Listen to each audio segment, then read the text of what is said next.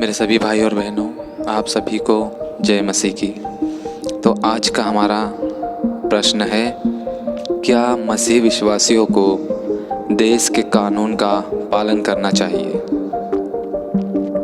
इसका जवाब है, रोमियो 13वें अध्याय के पहले वचन से 7वें वचन में लिखा है, हर एक व्यक्ति शासकीय अधिकारियों के अधीन रहे, क्योंकि कोई ऐसा अधिकार नहीं जो परमेश्वर की ओर से नहीं हो, और जो अधिकार है वे परमेश्वर के ठहराए हुए हैं। इसलिए जो कोई अधिकारी का विरोध करता है वह परमेश्वर की विधि का सामना करता है, और सामना करने वाले दंड पाएंगे, क्योंकि हाकिम अच्छे काम के नहीं परंतु बुरे काम के लिए डर का कारण है।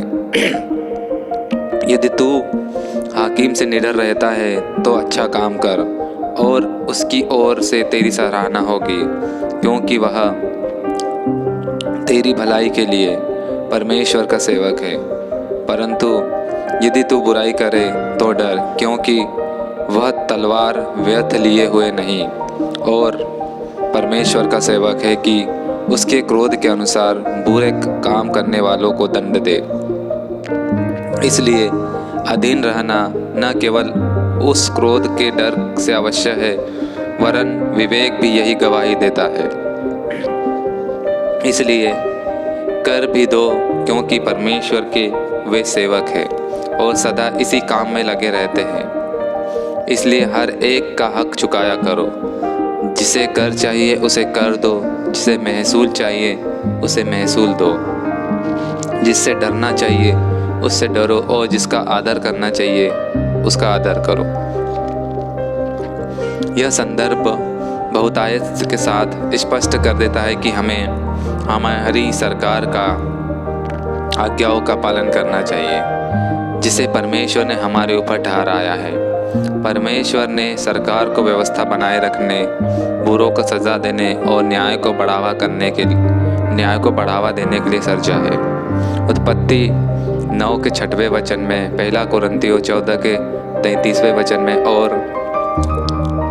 रोमियो के 12वें अध्याय के 8वें वचन में ये लिखा है। हमें हर बात में सरकार की आज्ञाओं का पालन करना चाहिए, कर अदा करने में, कानून और व्यवस्था का पालन करने में और सम्मान दिखाने में। यदि हम ऐसा नहीं करते तो हम आखिरकार परमेश्वर का ही निरादर करते हैं, क्योंकि वही है जिसने सरकार को हमारे ऊपर स्थापित किया है।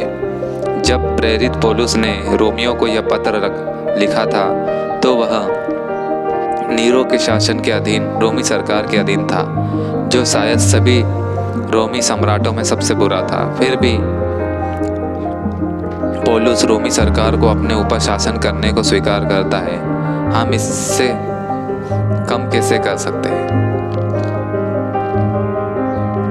अब अगला प्रश्न है, क्या कभी ऐसा समय आता है जब हमें जानबूझकर देश के कानून का पालन नहीं करना चाहिए? तो इसका उत्तर हो सकता है कि प्रेरितों के 5वें अध्याय के 27वें से 29वें वचन में मिल जाएगा। उन्हें महासभा में लाकर खड़ा कर दिया। तब महायाजक ने उनसे पूछा कि हमने तुम्हें चिताकर आज्ञा न दी थी कि तुम इस देश में इस नाम से उपदेश न करना?